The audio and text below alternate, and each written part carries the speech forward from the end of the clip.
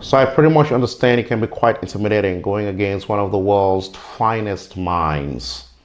But again, I understand we are all humans, and sometimes even the smartest amongst us can get it all wrong.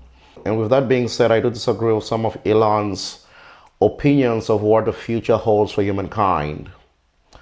I think he's got a few things wrong, and I will like to give my 2 cents on those. So, a few days back, Elon remotely attended a conference that held in France. And as you would expect, he laid down his opinions on quite a good array of topics, especially regarding what he thinks the future holds for mankind. And I was cool with his ideas for the most part, except for 2 things he said which I do not quite buy. The first being that we will, as a civilization, eventually get to a place where AI takes over and robots will eventually replace all of human jobs. We do get into some existential questions here. In a benign scenario,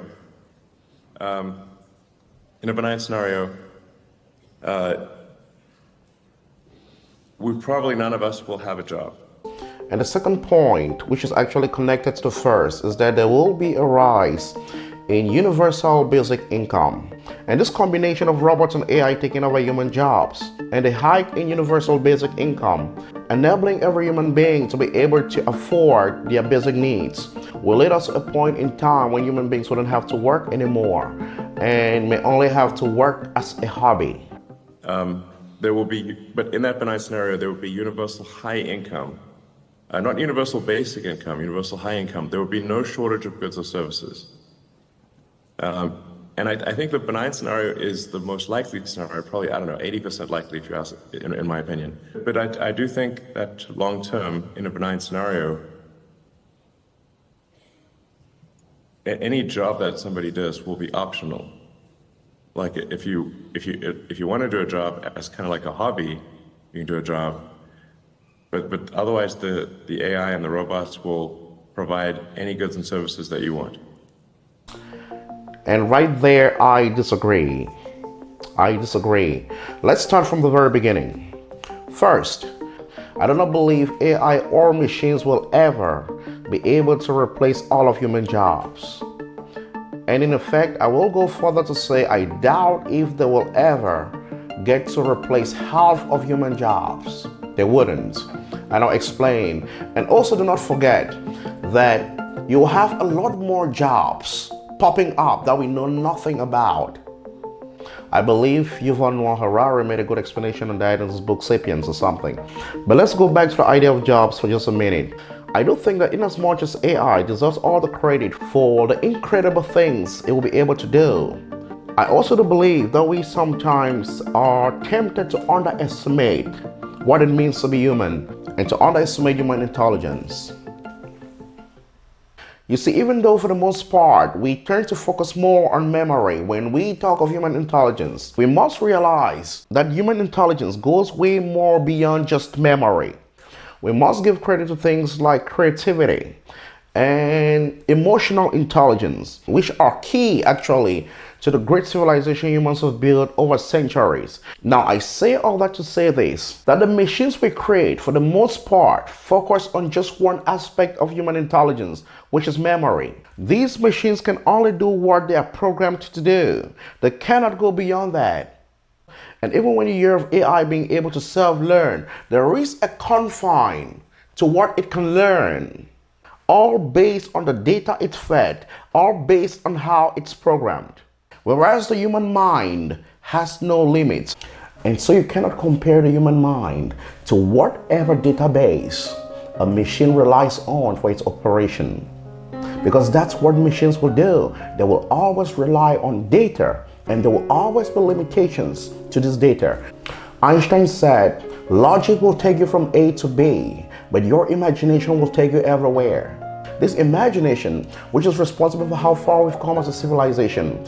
Because you've got to realize that every form of work or labor known to man is nothing but a physical manifestation of what first happened in the human mind, in the human imagination. And this is the part that will never be available to machines. The creativity, right? The thinking, the ideas, the dreams, the planning, the visioning, the organization, the meetings of people, and then the execution. So, what you would expect to happen will be for robots and machines to take over the easy part, which is the part of execution, the part where it comes down to repetitive tasks, all right? Robots will take over that. But all these activities of the human mind will hardly ever entirely be taken over by machines. And those who make a living by way of using their imagination more are also classified as having jobs, in which case it'd be fair to say robots and machines will never be able to replace human jobs in its entirety. So in all fairness, there are industries that will be greatly affected, but others not so much. So let's have a few examples. Now let's take the legal field, for example, the judiciary, okay? And you will find out that robots and AI will have very, very limited effects on such an industry, all right? Because these are industries that have to deal with human judgment and very, very complex human processing. I don't think you'll ever find a robot in court representing a client and being like, "So, Your Honor, when my client right here said nigger, what he actually meant was..." no, it's not going to happen, all right? Neither would you have robots hearing cases like judges. It wouldn't happen, all right? These are things that are left to human beings. And so the entire judiciary, for example, we're talking lawyers, attorneys, judges, and all these will not be affected one bit by machines. Same thing as politicians. You will never find machines ruling over us, all right? Or machines being lawmakers and having to decide what rules for us to work by. It wouldn't happen. These are fields that will not be touched by AI. And you've got to remember that whatever tasks the machines will be doing will be determined by the decisions of men, because we will always have control over machines. We could pull out the plugs at any time if we so desire.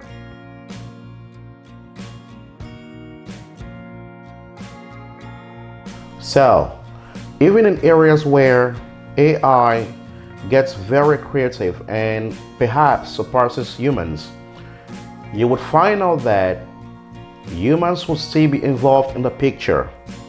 So let's take the whole entertainment industry, for example. We can now say that AI can write and compose music a lot faster than humans.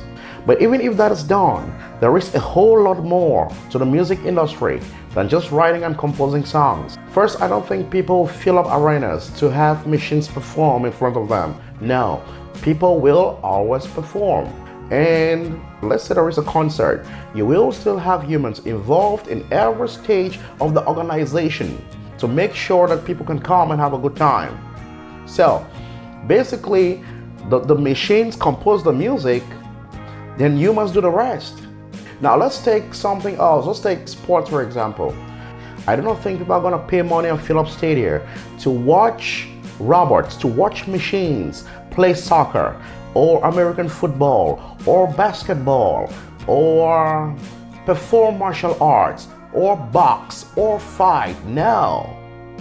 People will definitely be going there to see humans do all that.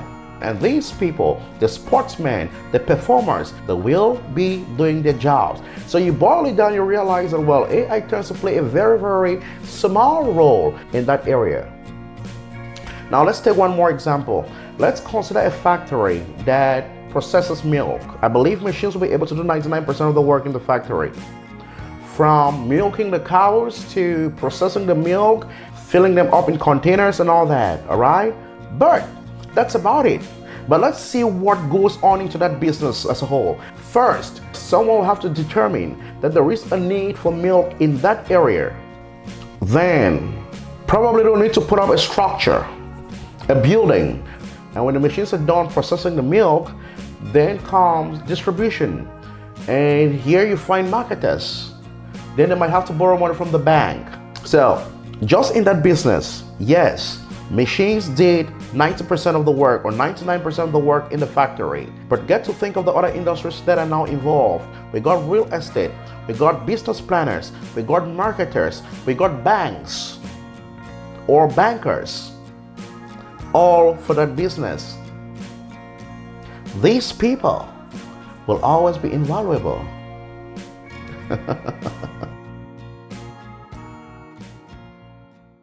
So it will never be the case that machines will come together and have meetings and deliberations and decide, for example, that, well, it'd be a good idea to have an undersea tunnel that links the countries of China and Russia, for example, or a railway linking the countries of South Africa and Australia, or highways connecting Africa and Europe.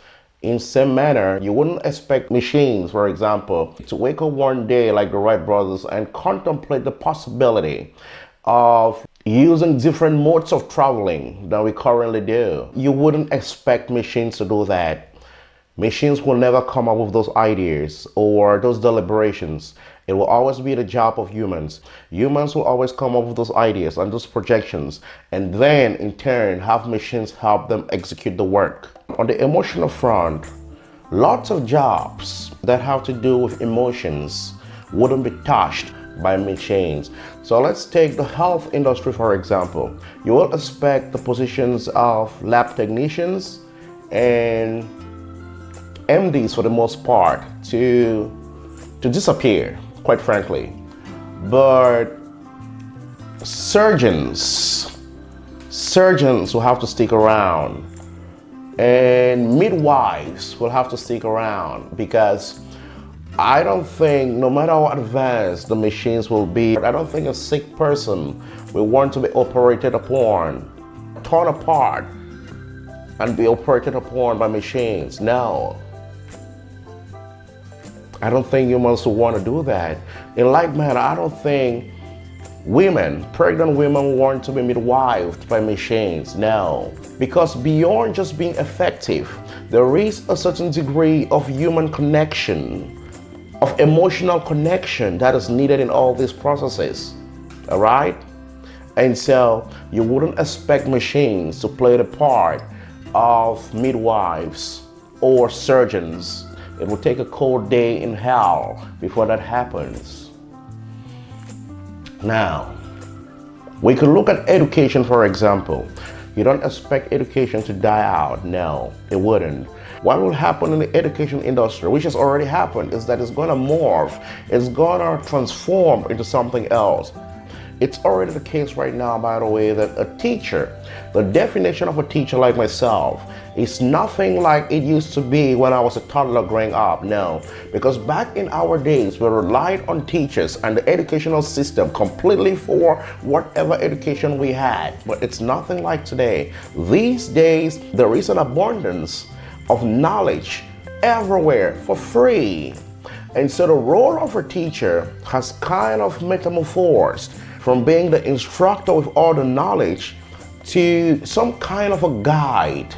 And I am a teacher myself, and if we are frank to ourselves, you could always tell that, well, these students, they could learn by themselves, but they are coming there to be guided by you. And that does necessitate other attributes a teacher in our day and age must possess. All right? I'm talking compassion. I'm talking being a counselor to the students and having a listening ear. You have to become some sort of a mascot to bring smiles to the faces of those kids, because for the most part, they are preoccupied playing games at home, and when they come to class, they want some kind of a distraction from all that. In effect, you're kind of a parent to these students. And so being a teacher has morphed, has metamorphosed into something else, but you will always expect to have teachers and to have an educational system, not exactly like we've known for centuries, but the idea of an elderly person holding the hands of a younger one and being a guide to them will never die. And so, with that, I believe we can all come to the conclusion that there's always going to be a limit as to what robots can do. And I do not believe there will ever be in a place where they completely take over human jobs. No. Industries are going to experience changes, lots of changes. But machines will not take over human jobs entirely. No. A great proportion of human jobs will be affected. But also remember that new jobs we haven't even thought about will pop up.